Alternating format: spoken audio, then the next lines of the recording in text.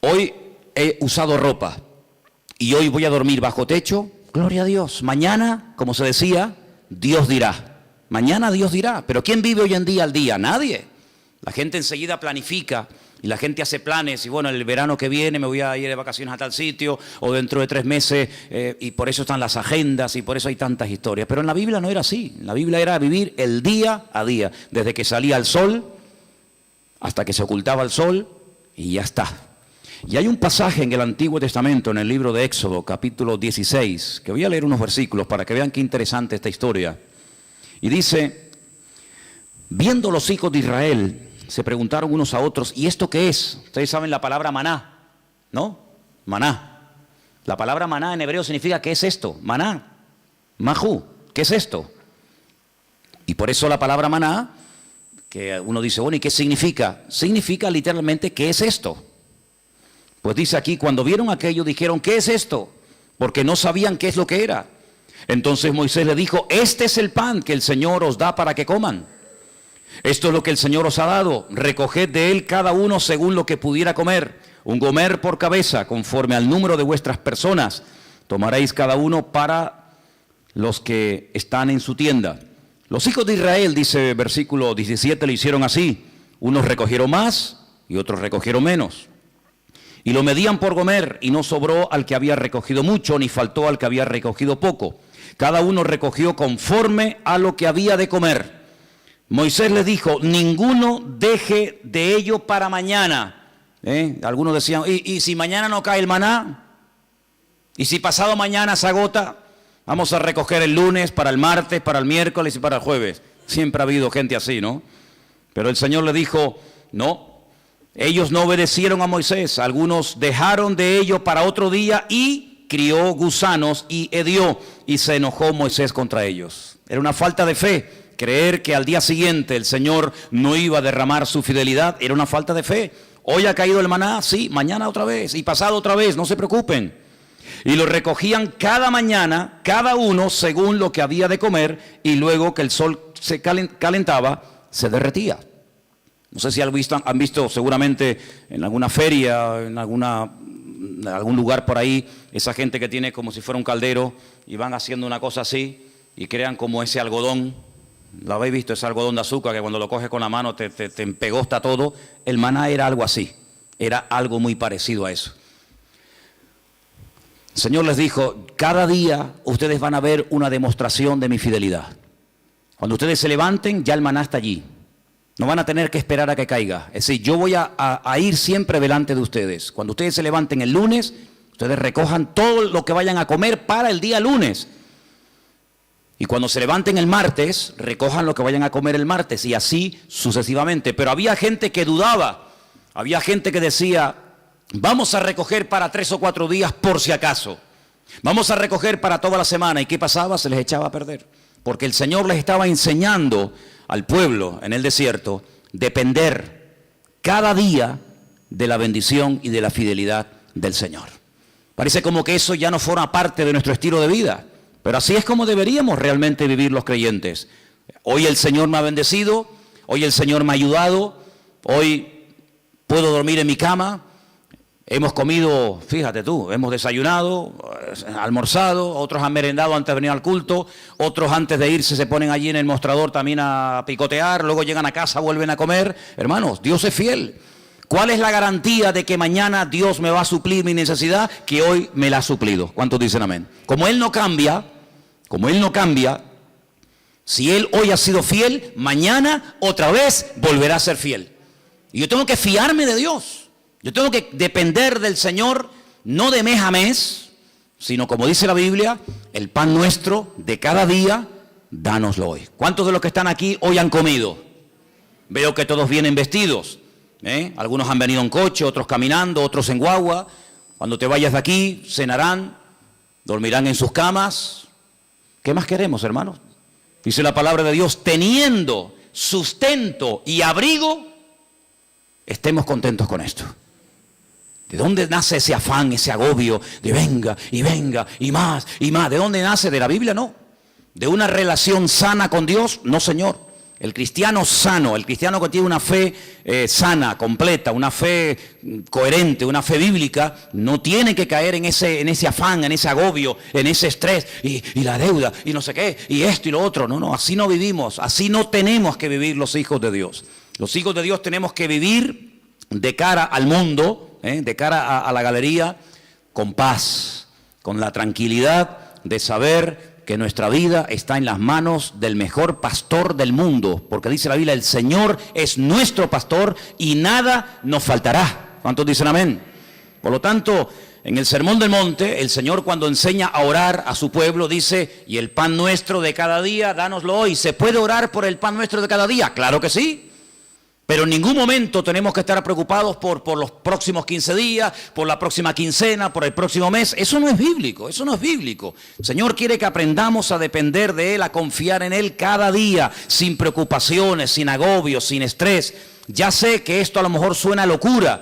Ya sé que la gente de la calle, la gente que no tiene a Dios, pues no viven así. Pero es que usted no tiene que imitar al mundo, usted tiene que imitar al Señor Jesucristo y obedecer su palabra. Hay un texto muy interesante que yo lo he leído muchas veces, de hecho no quiero exagerar, pero casi a diario lo leo, y se encuentra en Deuteronomio. Es un pasaje buenísimo, buenísimo, que de vez en cuando pienso yo que deberíamos de leer. Está en Deuteronomio capítulo 8, del versículo 11 en adelante. Es buenísimo este pasaje, de verdad que es una bendición de Dios el poder tener esto en nuestras manos. Dice, cuídate de no olvidarte del Señor tu Dios. Y yo pregunto, ¿y se puede acaso alguien olvidar de Dios?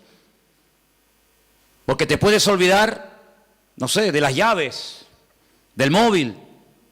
Te puedes olvidar de dónde dejaste el coche. Yo me acuerdo hace años, venía por la calle esta de la iglesia con el casco de la moto en la mano. Y me metía en el bar de aquí al lado a tomar un cortado. Y un hermano, me dice, ¿de dónde vienes? Digo, no, tuve que ir abajo a Santa Cruz a hacer unas cosas. Y me dice, ¿y tú vas por la vida con un casco debajo del brazo? Digo, ¡ay, la moto! Y la dejé en la Plaza de España. Yo me vine desde la Plaza de España hasta aquí con la moto, con el casco de la moto bajo el brazo. Como eso, simplemente mirando el casco, sabes que, mijo, el casco es para usarlo en la moto. Pues me olvidé de la moto. Y un día tuve que llamar al segurita del Carrefour allí en La Laguna, porque para mí es que me habían robado el coche. ¿Y qué va? Me van a robar el coche estaba en otro sitio, pero volví loco a medio centro comercial. Mire, que me robaron el coche, que llame a la policía, que no sé qué, y el coche estaba donde yo lo había dejado, pero yo no me acordaba. Y a veces hemos visto en alguna playa por la megafonía, el niño Pedrito García Rodríguez, con una camisita roja y un pantalón amarillo y unos calcetines verdes. Se ha perdido, por favor. Pero perder a Dios, olvidarse de Dios. ¿Cómo se puede una persona, cómo se puede olvidar un joven, cómo se puede olvidar una familia de Dios? Pues hermanos, parece mentira, pero hay gente que incluso llegaron a servir a Dios y se olvidaron completamente de Él. Y por eso el Señor, sabiendo que somos así los seres humanos, dice en este versículo, cuídate, tengan cuidado de no olvidarse del Señor vuestro Dios, para cumplir sus mandamientos, sus decretos, sus estatutos que yo te ordeno hoy. Versículo 12, no suceda que comas y te sacies y edifiques buenas casas en las que habites, y tus vacas y tus ovejas se aumenten, y la plata y el oro se te multipliquen, y todo lo que tuvieres se aumente, y se enorgullezca tu corazón, y te olvides del Señor tu Dios, que te sacó de la tierra de Egipto, de la casa de servidumbre, que te hizo caminar por un desierto grande y espantoso, lleno de serpientes ardientes y de escorpiones y de sed, donde no había agua, y Él te sacó agua de la roca del pedernal, que te sustentó con maná en el desierto, comida que tus padres no habían conocido, afligiéndote y probándote para a la postre hacerte bien. Y digas en tu corazón, mi poder y mi fuerza, la fuerza de mi mano, me han traído esta riqueza. Dice aquí, acuérdate del Señor tu Dios, porque Él es el que te da el poder para hacer las riquezas. ¿Cuántos dicen amén? Esa es mentira, ¿no? Gente que ha prosperado, gente que le ha ido bien en la vida, que en fin, que han aumentado sus negocios, su patrimonio, etcétera, y se les sube a la cabeza el éxito, y diga, no, es que yo tengo todo esto por mi fuerza, por mi sabiduría, por mi poder. Usted dice, no, a mí eso no me puede pasar. No lo digas, porque como lo diga, a veces al final te va a terminar pasando. El hombre es así, hermanos. El hombre, mientras depende del Señor, se mantiene humilde, se mantiene sometido al Señor, pero como parece que a veces la riqueza o la abundancia se le vuelve en su contra, pueden incluso llegar a olvidarse del Señor, del Creador. Dice, el que te sacó de Egipto, el que cuando eras un esclavo y nadie daba un duro por ti, yo te compré y te saqué de la tierra de esclavitud y te conduje por el desierto y te di agua y te di maná y te di todo lo que necesitaba. Y ahora que llegas a la tierra prometida te olvidas de mí, porque crees que ha sido tu sabiduría, tu fuerza, tu experiencia en la vida la que te ha llevado de la nada a la cumbre, y te equivocas. Ten mucho cuidado y guarda tu corazón, dice la Biblia, porque soy yo el que te da la sabiduría, soy yo el que te da el poder para hacer las riquezas. Y cuando el Señor le da a uno sabiduría para hacer negocios, y cuando el Señor le da sabiduría para hacer algo, aunque te salga bien el negocio, lo que has comprado, lo que has hecho, no te olvides siempre de darle la gloria y la honra al Señor. ¿Cuántos dicen amén? Así que tengamos cuidado, ¿verdad? Porque son más los que se han perdido, los que se han enfriado y se han apartado de los caminos del Señor en la abundancia que en la escasez. Parece mentira, pero así ha ocurrido muchísimas veces, ¿no? Así que estamos viendo a la luz de la palabra de Dios cómo hay que depender cada día de Él. Ahora, vivimos en un mundo, como dije la semana pasada, rodeado de mentiras y de mentirosos. Esa es la cruel realidad. Vivimos en un mundo en donde los principios y los valores están al revés. Dice la Escritura que llegaría un momento en la historia de la humanidad, y yo creo que ya hemos llegado, en el que a lo malo te lo presentarían como lo bueno. Y lo que es bueno y decente de toda la vida, te lo presentarían como algo malo. Y uno dice, pero ¿cómo puede ser eso? ¿Cómo puede ser que la decencia, la fidelidad, el ser honesto, el vivir la verdad, el ser sincero esté mal visto y parece que le vaya mejor al ladrón, al sinvergüenza, al que roba, al que miente, al que engaña? ¿Cómo puede ser eso? ¿Cómo puede ser que personas por no pagar a lo mejor una pequeña cantidad le embarguen lo que tienen, y personas que han robado millones se estén pegando la gran vida y salgan en televisión y viajen por aquí y compren por allá? ¿Cómo puede ser eso? Bueno, son los últimos tiempos. Tiempos en los que a lo dulce lo presentarían como salado y a lo salado como dulce, dice la Biblia. Ahora, hay dos versículos que aparentemente son contradictorios, y curiosamente, tanto uno como otro los escribió la misma persona. Por ejemplo, hay un versículo que todo cristiano, yo creo, no, da igual a la iglesia que asista o a la denominación a la que pertenezca, yo creo que hay un versículo que todos los cristianos se lo saben de memoria. Y si no, vamos a comprobarlo. Juan 3:16. ¿Qué dice? Díganlo fuerte. Uy, no. A ver si me vais a dejar en... Que esto lo están viendo miles de personas ahora mismo en el mundo entero, ¿eh? Decirlo fuerte, a ver qué dice. Porque de tal manera amó Dios al mundo, que ha dado a su Hijo unigénito, para que todo aquel que crea en Él no se pierda, mas tenga vida eterna. ¿Qué dice la Biblia que Dios hizo? Dios amó. ¿A quién? Al mundo. Dígalo fuerte. Dios amó al mundo. Otra vez. Dios amó al mundo. Ahora explíqueme esto. No améis al mundo ni las cosas que están en el mundo. ¿En qué quedamos? Juan 3:16 dice, Dios amó al mundo. Y primera de Juan capítulo 2 verso 15 dice, no améis al mundo ni las cosas que están en el mundo. ¿Cómo es que la Biblia dice que Dios amó al mundo y a mí se me prohíbe amar al mundo?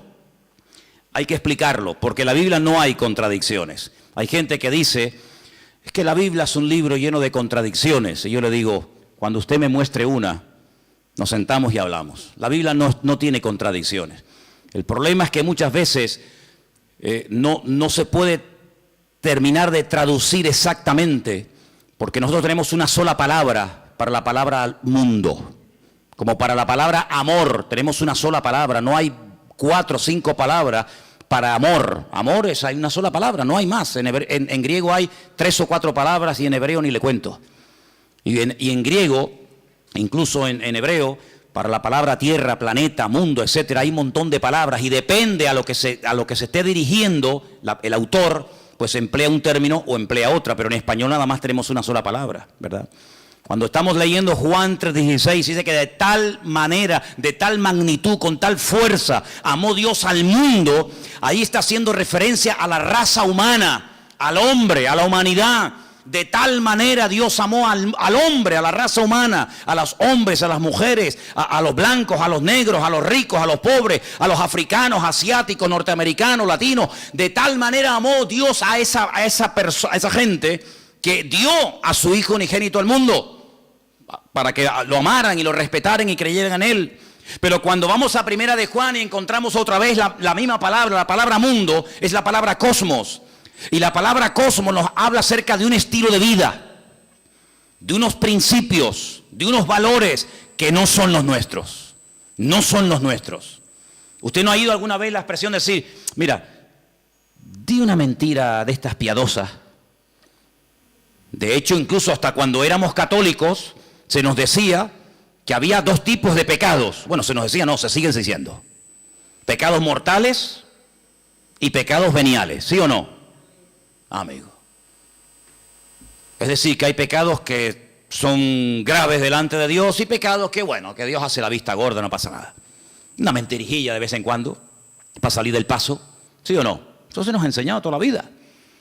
Cuando vamos a la palabra nos encontramos que hay un sistema, un estilo, una filosofía de vida que es totalmente opuesta a nuestro estilo de vida. ¿Por qué? Porque en el mundo, cuando 2 o 3 o 4 hombres se juntan en un bar, en un negocio, donde sea, y comienzan a hablar, ¿de qué suelen hablar? De mujeres. Y presumen de las veces que han engañado a sus esposas. Y presumen de que tuvieron relaciones con esta y con aquella y con la otra y con mengano. Sin embargo, eso en el círculo cristiano se nos tendría que caer la cara de vergüenza y darnos vergüenza de haber hecho eso. Son puntos de referencia completamente diferentes. Y en el mundo es normal mentir, y en el mundo es robar, pues decir, mira, sí, y era no, o no, cuando era sí, o decir, ¿cuánto tienes? 5, y es mentira, tienes 10. En el mundo todo eso es normal. Y cuando dice la Biblia, no améis al mundo, se refiere, no imites la forma como vive la gente. Una cosa es que Dios amó al hombre, y otra cosa es que Dios ame a los pecados del hombre, que son dos cosas completamente diferentes. Dios ama a un etarra, a un asesino, a un violador, ¿sí o no? Por supuesto que sí. ¿Faltaría más? Si no, madre mía. Pero eso quiere decir que Dios ama su estilo de vida. Eso quiere decir que Dios ama la mentira, el engaño, el soborno, el adulterio, la fornicación, la extorsión. No, señor. Una cosa es que Dios ame a la persona, y otra cosa es que Dios acepte y ame y tolere el estilo de vida de esa persona. No nos confundamos. Por eso dice la Biblia que cuando viene por ahí alguna persona que dice que yo soy cristiano, yo soy pastor, yo soy hijo de Dios, yo soy siervo de Cristo, yo soy esto, yo soy aquello, apóstol, como algunos van por ahí también diciendo, pues hermano, por sus frutos los conoceréis. Y por eso dice la Biblia que hay que probar los espíritus, porque no todos los espíritus son de Dios. Y por eso encontramos en la Biblia falsos evangelistas, falsos pastores, falsos maestros, falsos apóstoles, etcétera, etcétera. ¿Por qué? Porque Dios ama a todo el mundo por igual, pero denuncia y no tolera el pecado y el desorden de nadie. ¿Cuántos dicen amén? Entonces no nos confundamos cuando dice que Dios amó al mundo, la raza humana, y cuando nos dice en Primera de Juan, capítulo 2, como hemos leído, que no tenemos que amar al mundo. Porque dicho sea de paso, el texto sigue diciendo, si alguno ama al mundo, es decir, el estilo de vida del mundo, la filosofía del mundo, los principios del mundo, el amor del Padre no está en él. Porque todo lo que hay en el mundo, y lo aglutina de esta forma, los deseos de la carne, los deseos de los ojos, la vanagloria de la vida, no provienen del Padre, sino del mundo. Y el mundo pasa, y sus deseos, pero el que hace la voluntad de Dios permanece para siempre. Si lo que hoy está mal visto, mañana estará bien visto. Y lo que mañana estará bien visto, hoy es un delito, un pecado. Por lo tanto, las modas cambian.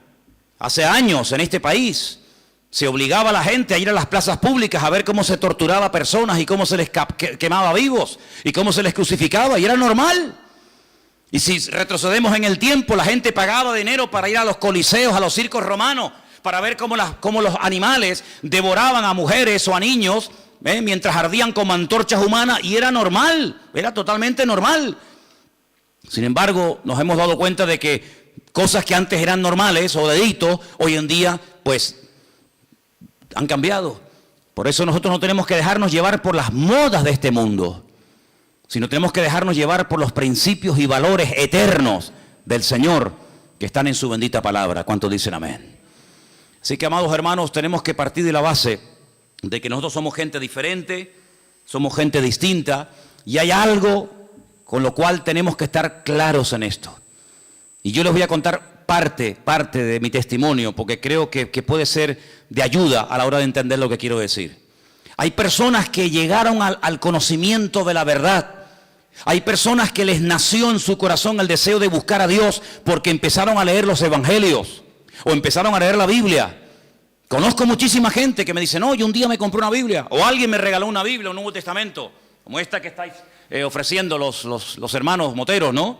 Bueno, te llega la Biblia, empiezas a leerla, y empiezas a interesarte, empiezas a darte cuenta de un montón de cosas y se despierta algo en ti que te lleva a una búsqueda de la verdad, y buscando, pues encuentra. ¿Y a quién encuentra? Al autor y al consumador de la fe, que es Cristo Jesús, ¿sí o no? Pero a mí no me pasó eso. Yo fui al revés. Yo no había leído en mi vida la Biblia, jamás. No me interesaba. Yo no sabía ni lo que era una Biblia. A mí no me llegó el conocimiento de Dios, ni el deseo de buscar a Dios por la lectura, por el estudio, por indagar, por buscar la verdad. Es que a mí no me interesaba buscar la verdad, pero en absoluto. Lo primero que yo tuve fue un encuentro, una experiencia personal con Jesucristo. Yo no había leído la Biblia en mi vida. Entonces, cuando yo entré por primera vez en mi vida a una iglesia, yo le dije literalmente a Dios, es que yo no creo en ti. Es que yo no creo en ustedes, yo no creo en pastores, ni en iglesia, ni en Biblia, ni en cura, yo no creo en nadie. Yo tenía un montón de problemas físicos, espirituales, de toda índole. Pero yo desafié a ese Dios del cual ese hombre estaba esa tarde predicando allí, y le dije, bueno, si tú existes, no es que dije, como tú existes, no. Si tú existes, ayúdame a salir de este infierno en el que yo estoy. Y cambia mi vida, y ayúdame, y libérame, etcétera, etcétera. Y Dios lo hizo. Y mucho tiempo después, o unos meses después, comencé a leer y a leer y a leer y a leer y a estudiar y a memorizar capítulos y capítulos de la Biblia. Y a través de la Biblia, pues claro, lógicamente fortalecí mi fe. Pero no fue primero la teoría y después la práctica. En mi caso fue al revés. Primero fue la experiencia, la práctica, y luego fue el conocimiento. Y por eso hay muchas personas que a veces titubean, porque claro, comenzaron a leer la palabra y después tuvieron una experiencia personal con Cristo. Pero cuando uno tiene una experiencia personal con Cristo, a mí no me mueve nadie de la fe que yo tengo en el Señor. Porque a mí los demonios que tenía no me los sacó ningún pastor, a mí me los sanó directamente mi Señor Jesucristo. Y el que me transformó la vida no fue una predicación de un reverendo o de un apóstol, como ese radio se llame, sino que directamente mi Señor y mi Dios me liberó y me transformó y me rompió completamente. Y después comencé a leer su palabra.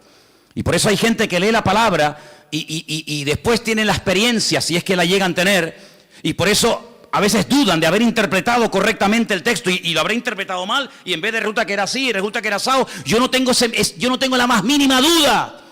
Yo he hablado con budistas, he hablado con gente que practica el Islam, he hablado con rabinos judíos de todo tipo, cerrados, abiertos, de toda índole. Y yo cada día estoy más firme en mi fe, porque a mí el conocimiento y la experiencia no me vino por lo que leí ni por lo que me enseñaron. Es que yo tuve un encuentro personal con Cristo. Yo era ciego y ahora veo. Entonces, cuando una persona tiene un encuentro personal con Cristo, que digan lo que digan, que hagan lo que hagan, que pase lo que pase, yo sé en quién he creído. ¿Cómo voy yo a negar que soy blanco? Hermano, si yo me subo a esta plataforma esta tarde y digo, hermano, ustedes me ven blanquito, pero yo realmente en el fondo soy negro. Usted dirá, bueno, hermano, usted dé lo que quiera, pero usted se le ve por fuera y usted tiene piel blanca. No, mire, hermano, es que yo soy moreno, mulato y soy mujer. Pasa que ustedes me ven con otra visión. No puedo negar, yo no puedo negar lo que soy. Pues exactamente igual le digo espiritualmente. Yo no puedo negar que Cristo un día me sanó, me liberó y me transformó la vida. Y no lo leí en la Biblia, no lo leí en un libro, lo sentí, lo experimenté personalmente. Por eso cada vez que voy a Israel, cuando vengo más firme en mi fe. Y no es que voy allí y digo, ay, a lo mejor creía al revés de como yo era. No, es que me da igual. Porque yo no fui al convencimiento de la verdad por lo que leí, sino por lo que viví y por lo que experimenté. Y cuando una persona experimenta algo, no desde la teoría, sino desde la práctica, ese hombre y esa mujer no lo tumba, ni lo sacude nada, ni nadie. ¿Cuántos dicen amén?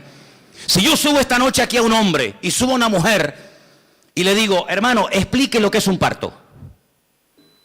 Y ya, bueno, pues un parto, es un parto, ¿no? Tienes dolores, hay un momento como se rompen aguas, se llama, ¿no? Corríjame porque yo en esto estoy fatal, ¿eh? Se rompen aguas, te entran dolores, empiezan a dilatar, no sé qué, no sé cuánto, tienen que llevar a la clínica y te suben allí en aquellos aparatos y te dice sopla, sopla, aprieta, no, ahora sí, ahora asado, ¿sí o no? Qué malo soy, soy fatal. Asuman ustedes una mujer aquí que haya parido y dice, mira Manolo, cállate la boquita, anda. Un parto no tiene nada que ver con lo que tú has dicho. Tú estás hablando desde la teoría, desde lo que has oído, de lo que te han contado. Pero yo he parido y un parto es esto y esto y esto. ¿Quién puede dar mejor una información de lo que es un parto? ¿Yo o una mujer que ha parido? Evidentemente una mujer que ha parido. Porque no lo habla desde la teoría, lo habla desde la realidad, desde el dolor. Lo habla desde la sensación de haber tenido esa criatura en su vientre y de haberlo sacado y ver la realidad de lo que es un parto. Y exactamente igual ocurre, amados hermanos. Hay gente que habla de Dios desde la teoría. Que si Dios es así, que si Dios es asado, que si no sé qué. Que hablas con un judío, te dice una cosa. Hablas con un musulmán, te dice otra. Hablas con un evangélico, te dice una cosa. Hablas con un mormón, te dice otra cosa. Hablas con un budista, te dice no sé qué. Y entonces tú dices, Dios mío, pero cada uno tiene una opinión diferente. Pero todos tienen la razón. No puede ser que los musulmanes digan que Dios no tiene un hijo y que los cristianos digan que Dios sí tiene un hijo. ¿Quién tiene la razón? ¿El musulmán o Dios? ¿O el cristiano? Porque yo pregunto, ¿Dios tiene un hijo o no tiene un hijo? Porque si no tiene Dios un hijo, entonces los musulmanes tienen razón. Pero si Dios tiene un hijo que se llamó Jesucristo o Yeshua HaMashiach y vino a este mundo a morir en una cruz y resucitó al tercer día, entonces este no dice la verdad la está diciendo este hombre. La pregunta que muchas veces me han dicho es ¿cómo es posible que un pueblo tan culto, tan sabio, tan preparado, personas que están todo el día desde que se levantan, créanme, desde que se levantan hasta que se acuestan, leen y leen y leen y leen y memorizan y aprenden y aprenden y aprenden, y me refiero al pueblo de Israel, ¿cómo es posible que ellos no crean que Jesucristo es el Hijo de Dios? Porque te explican otra cosa y te quedas con la boca abierta y te dicen arriba y abajo y el verbo, el ifil, el itpalel y el pual y te explican todas las conjugaciones del verbo. Pero cuando hablamos de Jesucristo no tienen ni idea. Y uno dice, ¿cómo es posible que nosotros que no hemos sido criados en este ambiente, por lo menos yo, tengamos las ideas más claras y podamos explicar no desde la teoría de un libro, sino de la experiencia personal, quién es y quién no es Jesucristo? ¿Cómo es posible que 14 veces se hayan equivocado los judíos nombrando a un Mesías que luego le salió el tiro por la culata? Lean la historia de Bar Kokhba. Una ruina trajo a Israel. ¿Quién lo apoyó? Uno de los rabinos más grandes en la historia de Israel, Rabí Akiva. Un hombre que fue capaz de morir torturado. Dice que mientras lo quemaban los romanos en el 100 y pico después de Cristo, con pinzas le arrancaron la piel. Y todos los trocitos de piel que le quedaban con un cepillo de púas, se la arrancaron. ¿Cómo es posible que un hombre que murió de esa manera torturado dijera que Jesucristo fue un impostor? Y después tuvieron a otro llamado Sibitai. Y ese fue una ruina total porque la mayoría de los judíos del mundo entero lo reconocieron como el Mesías. Y al final, cuando lo apresaron los turcos, cuando lo prendieron los musulmanes, le dijeron, o claudicas de esto, o te matamos. Y se convirtió al Islam. Y todavía ni se han recuperado. ¿Y cómo es posible que hace unos años, en todas las calles de Israel, en los taxis, en las guaguas, en los colegios, en la radio, en la televisión, por todas partes había pancartas, que viene el Mesías, que viene el Mesías, que viene el Mesías, el viejito Lubavitch, un viejito así chiquitito? Ese es el Mesías. Y resulta que se murió. Y todo el mundo dice, uy, ¿ahora? Y ahora eso que le estaban esperando y lo habían proclamado como el Mesías, dice, no se preocupen, de un momento a otro resucita y viene y está entre nosotros otra vez. Y yo digo, Dios mío, ¿cómo es posible que esa gente tan culta y repito, tan sabia y que profundiza tanto la Escritura, se hayan equivocado tantas veces? No una, ni dos, ni tres, ni cuatro, muchas veces proclamando a falsos mesías. Bueno, es que eso está escrito. Eso no es producto de la casualidad. Es que eso ya lo profetizó el Señor en el libro de Isaías capítulo 29. Y quiero leértelo para que veas, es algo impresionante. Que lo que les ha ocurrido estaba escrito, estaba profetizado. Y no nos tiene que sorprender. Y dice en Isaías capítulo 29, a partir del versículo 10, ceguera e hipocresía de Israel. Fíjate qué curioso el capítulo, ¿no? Yo sé que los nombres de los capítulos no son, digamos, inspirados, originales, pero solamente se le llama a este capítulo la ceguera espiritual de Israel. Y mira lo que dice aquí. Porque esto se escribió antes del nacimiento de Cristo, no se escribió en el Nuevo Testamento. Ah, claro, eso lo escribió Pablo, lógico. Es normal que Pablo o Pedro o Juan o Santiago o Mateo digan eso. No. Esto lo escribió Isaías antes del nacimiento de Cristo. Cómo él proféticamente recibe la revelación de cómo iba a actuar esa gente. Y dice así: porque el Señor derramó sobre vosotros espíritu de sueño. Esto es un judío hablándole al pueblo de Israel. Dios derramó sobre vosotros espíritu de sueño y cerró los ojos de vuestros profetas y puso velo sobre las cabezas de vuestros videntes. Ah, ahora entiendo. Ahora entendemos, claro. Y os será toda visión como palabras de libro sellado. Por eso leen y leen y leen y leen y memorizan y aprenden y no entienden. El cual si dijere al que sabe leer y le dijeren, lee ahora esto, él dirá, no puedo porque está sellado. Y si se le diera el libro al que no sabe leer, le dicen, lee ahora esto, y él dice, es que no sé leer. Dice pues el Señor, escucha bien la explicación de Dios, estas son las palabras de Dios al pueblo de Israel, porque este pueblo se acerca a mí con su boca y con sus labios me honra, pero su corazón está lejos de mí. Y su temor de mí no es que un mandamiento de hombres, como dice otra versión más cercana al original, un mandamiento enseñado y aprendido de memoria, que les ha sido enseñado. Por tanto, he aquí que nuevamente excitaré yo la admiración de este pueblo con un prodigio grande y espantoso, porque perecerá la sabiduría de sus sabios y se desvanecerá la inteligencia de sus entendidos. Ahora puedes ver cómo un niño en la escuela dominical, un domingo a la tarde, es capaz de ver en Juan capítulo 1, cómo el verbo, que en un principio era Dios, se hace hombre, se humana, se encarna y habita entre nosotros y vemos su gloria. Y no tiene ningún problema en aceptar eso. Y después te encuentras a un hombre que lleva 70, 80 años de su vida leyendo 16 horas por día la Biblia, de por la mañana hasta por la noche. Y es incapaz de ver a Cristo en las Escrituras. ¿Por qué? Porque el profeta Isaías dijo, en los últimos tiempos derramaré un espíritu de ceguera en vuestros videntes, en vuestros profetas, en vuestros sabios, de tal manera que van a leer y dice como que no lo puedo leer porque no lo entiendo. Es como si estuviera sellado. Increíble, increíble. Ya sabemos que en los últimos tiempos el Señor tratará de una forma especial. Pero lo importante es que todos y cada uno de nosotros valoremos el hecho de haber podido entender el Evangelio, porque haber entendido el mensaje, el propósito por el cual Cristo vino a este mundo nos ha cambiado la vida, ¿sí o no? Cuando una persona encuentra la verdad, yo no tengo que buscar nada más, créanme, yo no tengo una insatisfacción diciendo, oye, estaré en la verdad, me habré equivocado, me habrá engañado esta gente, y a veces resulta que yo he creído en esta iglesia evangélica y ahora resulta que estoy en la mentira, me he metido en una secta, me están comiendo el coco, a veces resulta que en vez de este camino era el otro, ay, madre mía. Es que yo sé en quién he creído. Yo no me convertí a la iglesia evangélica. Yo no soy representante de la iglesia evangélica. Yo soy embajador de Cristo y Cristo fue el que cambió mi vida.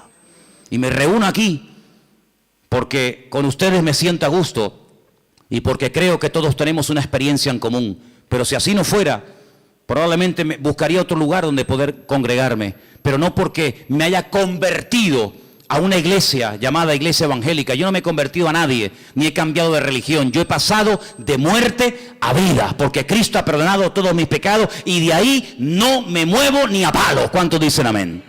Y por eso tenemos que tener bien claro, ahora que se nos está yendo el año, ahora que estamos llegando a la recta final, ¿estás hoy más firme en tu fe que el 1 de enero? ¿Estás hoy más firme, más bien anclada en las cosas del Señor que hace 4 o 5 meses atrás? Espero que sí. ¿Cuántos dicen amén? Quiero leerles un versículo en esta tarde.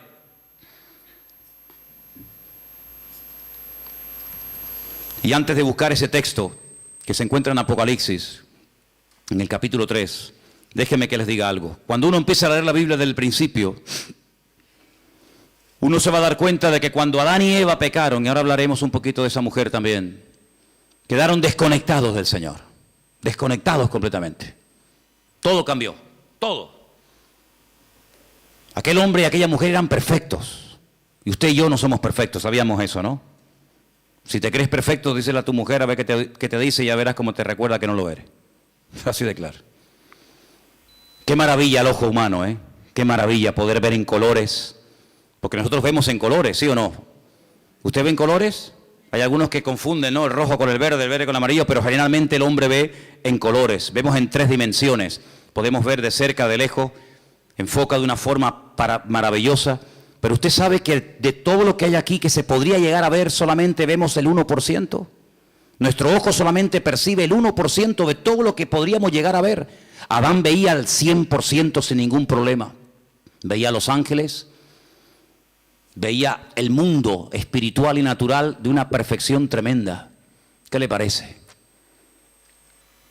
El cerebro del ser humano dice que está dividido en 2 y que solamente funciona una parte. Yo a veces hasta lo dudo que funcione esa parte. Y Dios pone un miembro en nuestro cuerpo para que funcione la mitad, no tiene sentido. El cerebro de Adán funcionaba a la perfección y veía la esencia de las cosas con una claridad nítida, sin problema, ¿verdad? Y sabemos que el hombre está por debajo de todos sus niveles. Seguramente Adán era capaz de meterse debajo de un río y estar 3 horas metido debajo del agua. Y veía perfectamente, porque era un ser perfecto, completo, no le faltaba nada. Probablemente, sabe Dios, hasta con el pensamiento podría trasladarse de un lugar a otro y volar. Yo qué sé lo que aquel hombre podía haber llegado a hacer. Sin embargo, el pecado lo deterioró todo. El pecado lo reventó todo. No somos ni la sombra de lo que un día el Señor creó. El mundo era perfecto, el mundo que tenemos no es perfecto. Vayan a Madrid ahora, van a ver esa capa, esa nube negra encima, ¿verdad? El otro día las imágenes de Pekín, los pobres chinos con máscara, allí ahogándose, asfixiándose. Este mundo no tiene nada que ver con el mundo perfecto y maravilloso que el Señor creó. Pero a pesar de la rebelión y del pecado del hombre, Dios proveyó un sistema, y eran los sacrificios. ¿Y qué hace Abel? Presenta un sacrificio ¿para quién? Para él. Él tiene deseo de acercarse a Dios y presenta un sacrificio para él, pero no lo podía hacer para otra persona. Pero cuando avanzamos en la historia, vemos que llegamos a Egipto y vemos que ya Dios dice, bueno, ahora no solamente el hombre puede acercarse a Dios a través de un sacrificio de animales, sino que ahora el papá, el cabeza de la casa, puede presentar un sacrificio para la familia. Y dice que sacrificaban un cordero para toda la familia. Así que de uno individual pasó a toda la familia. Y después resulta que cuando seguimos avanzando en la relación con el Señor, encontramos que una vez al año se mataba un cordero para toda la nación. Así que pasamos de uno, pasamos a la familia, y de la familia pasamos a la nación. ¿Pero de qué nación estamos hablando? De la nación de Israel. ¿Y todas las demás? No entran, están fuera del pacto, están fuera. Pero cuando vino el Señor Jesucristo, ¿por quién vino a morir? Por toda la raza humana. Y ahí entramos tú y yo, queridos hermanos, los que estaban, los que aún no habían nacido. Y por eso yo te pregunto en estos últimos días, en estas últimas semanas que nos quedan para concluir este año 2015, ¿tú has tenido ya tu encuentro, tu experiencia personal con Cristo? ¿O simplemente lo que estás es aprendiendo y creciendo en el conocimiento? Está bien todo eso, pero lo importante no solamente es saber muchas cosas, sino tener tu experiencia con el Señor. Porque si mañana nos quitan las Biblias, si mañana nos cierran los templos y ya no podemos depender de un culto, de una predicación o de un pastor, ¿qué va a pasar con nosotros? Nada. ¿Por qué? Porque estamos conectados a través de nuestra propia experiencia con la fuente de la vida, porque tenemos nuestra propia experiencia con Cristo. Y ya no dependemos de un pastor, de una iglesia, de un predicador, del internet, sino dependemos directamente de nuestro Señor Jesucristo. ¿Tú tienes esa línea directa con Él? ¿Tú lo conoces como tu Señor y como tu Salvador, o como el Dios que aquí se predica? Porque hay gente que dice, no, es que cuando hablan de nosotros, dicen, sí, porque ustedes creen en no sé qué y se quedan como al margen. No, yo no hablo de ustedes, yo hablo de si tú conoces al Dios vivo y verdadero. ¿O es que acaso el Dios del evangélico es diferente al Dios del católico? ¿No hay un solo Dios? Bueno, pues a ese único Dios del cual hablamos y predicamos, ¿lo conoces personalmente? ¿Tienes un encuentro con Él? ¿O para saber algo de Él tienes que buscar en Mateo? O para saber algo de su esencia y de su carácter tienes que ir a los Salmos o al Apocalipsis o por aquí y por allá. No, no hace falta que vaya por aquí y por allá porque yo sé quién es. Y conozco a mi Padre.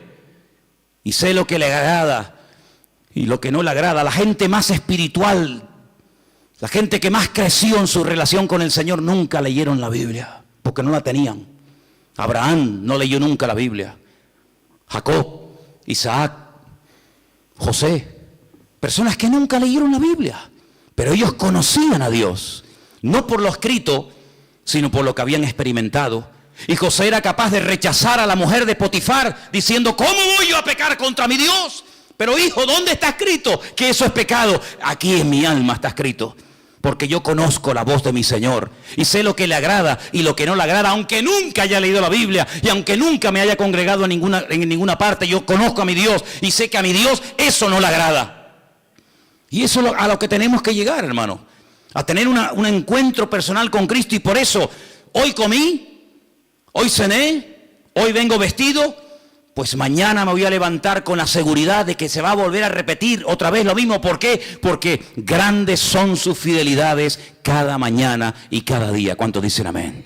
Apocalipsis capítulo 3, el texto que les quería leer, dice que Él, por cuanto hemos guardado su palabra y no le hemos negado, ni con los hechos, ni con las palabras, nos guardará de la hora de prueba que ha de venir sobre todas las naciones de la tierra.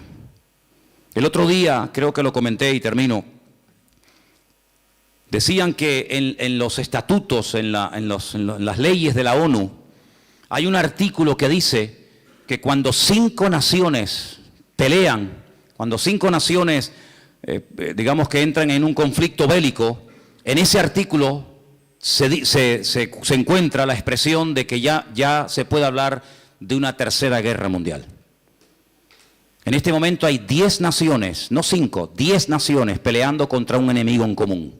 Y por eso ellos dicen que oficialmente ya se puede decir, ya se puede declarar que estamos ya en una tercera guerra mundial, donde Inglaterra, Francia, Estados Unidos, Rusia, Arabia Saudita, etcétera, etcétera, ya han entrado en un conflicto que no tiene marcha atrás. Estamos en la recta final no solamente del 2015, estamos en la recta final de la historia de la humanidad. Y en estos últimos tiempos, el Señor todavía sigue llamando a los corazones de los seres humanos. En estos últimos tiempos todavía el Señor tiene interés por ti y por mí. Yo no sé qué ha visto en nosotros, pero Dios no va a parar hasta que tú le entregues tu vida y hasta que tú le entregues tu corazón al Señor. Y yo doy gracias a Dios de que Él se ha empeñado en salvarme, de que Él se ha empeñado, está empecinado en transformar mi vida. Claro, uno siempre se escuda, ¿no? No, es que yo soy no sé qué, es que no. Mira, solamente sé una cosa. Da igual dónde hayas nacido, da igual la religión que hayas practicado, tal vez ninguna. La cruda realidad es que todos delante de Dios estamos desnudos y todos urgentemente le necesitamos. No hay un verdadero cambio. Una persona puede cambiar y estar una temporada buena, pero eso no es lo que yo buscaba. Porque yo también, cuando estaba sin Cristo, también tuve mis buenas temporadas. Fueron las mínimas. Pero aquí lo que queremos no es solamente cambiar, dejar ciertas y determinadas cosas, o hábitos, o sustancias, o me da igual. No. Aquí lo que queremos es cambiar de vida. Y no se puede cambiar de vida, no se puede estar permanentemente sin meter la pata, perdonen la expresión, no se puede estar permanentemente, digamos, viviendo en victoria, en bendición, no se puede, es imposible. Y usted dice, bueno, ¿qué esperanza me está dando este hombre? Humanamente, ninguna. No hay posibilidad de cambiar, solamente a través de Cristo Jesús. ¿Cuántas personas lo han intentado? Curas de sueño, acupuntura, de todo lo que te puedas imaginar. Tarde o temprano vuelven otra vez al mismo rollo. Porque no hay libertad verdadera hasta que conozcas a Cristo Jesús. No te hablo de la iglesia. Si usted busca otra iglesia que le guste más, que te guste por lo que sea, váyase a esa, no tenga problema. Usted váyase a donde mejor se encuentre. Pero no te olvides que las iglesias no están para cambiar a nadie, sino para decirte quién es el que cambia. Y el que cambia es nuestro Señor Jesucristo. Cierra tus ojos ahí donde estás. Quiero que oremos en esta tarde de verdad, de todo corazón, y le pidamos al Señor que abra nuestros ojos, que quite la ignorancia, la ceguera de nuestra vida, para que nos demos cuenta de que la única manera de salir de este sistema falso, maligno, es a través de Cristo. Salir de este círculo vicioso, salir de esta rueda que gira y gira y gira y no nos lleva a ninguna parte. La única manera de poder vivir en victoria es a través de Cristo Jesús. Y por eso en esta tarde estamos agradecidos con el Señor, porque Él nos enseña un nuevo estilo de vida basado en la libertad, no en el miedo, en la libertad gloriosa de los hijos de Dios. Ninguna condenación hay para los que están en Cristo Jesús. Y por eso en esta tarde queremos acercarnos al Señor con la fe y con la seguridad de que se puede vivir en paz y en victoria si ponemos nuestra confianza en el día a día, en ese Dios que ha prometido ayudarnos todos los días hasta el fin del mundo. Aleluya. Si en esta tarde hay entre nosotros algún hermano, alguna hermana, alguna persona, algún joven, me da igual, que tal vez por primera vez en su vida, fíjate lo que te digo, por primera vez en su vida dice, pues oye, yo quiero entregarle mi vida al Señor. Yo más que fe y confianza en una religión o en una institución, en quien yo quiero tener mi confianza es en el Señor. Porque uno oye cada cosa de los que se dedican a la religión que te quedas con la boca abierta. Pero yo no te hablo de religión, yo te hablo del Señor. Y a mí quien me sacó los demonios y quien me cambió la vida fue mi Señor. No una iglesia ni un pastor. Y yo te hablo de ese Señor que te ama y te quiere liberar y te quiere bendecir. Si tú le quieres entregar tu vida a Él, ahora es el momento y el lugar idóneo para decir, yo le entrego mi vida a Jesucristo. ¿Hay alguien? ¿Quieres levantar tu mano y oro por ti un momentito? ¿Alguien le quiere entregar su vida al Señor por primera vez? Dios te bendiga. Dios te bendiga, valiente. ¿Alguien más? Alguien más que dice, yo también le quiero entregar al Señor mi vida. Y quiero pedirle, Dios le bendiga. Gloria a Dios. ¿Alguien más? Dios le bendiga a ti también, gloria a Dios. Hay 4 personas esta tarde que han levantado su mano.